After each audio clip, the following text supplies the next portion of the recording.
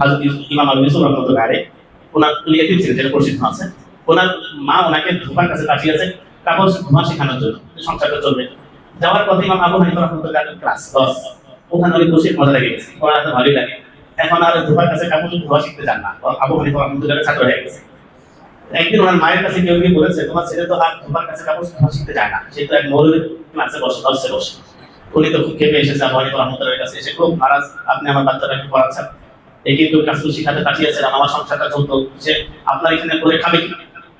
তখন আবু হানিফা রাহমাতুল্লাহ বলেছিলেন, আপনি আপনার সন্তানের খাওয়ার চিন্তা করছেন, সে যে এলেম শিখছে, সে এলেমের উসিলায় শাহী দস্তরখানে খালু দেখাবে।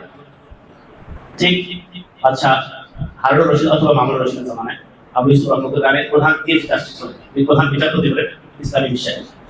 তো বাদশাহ তাকে ডেকে বললেন, আজকে আপনাদের বিশেষ খাবার বানিয়েছি।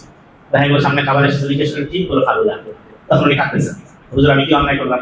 আপনি অন্যায় করেন না, আমার হুজুরের কথা মনে হচ্ছে, আমার হুজুর আমার মাকে বলেছিলেন সে এলেম শিখতেছে, এলেমের উসিলায় শাহী দস্তরখানে খালু দেখাবে।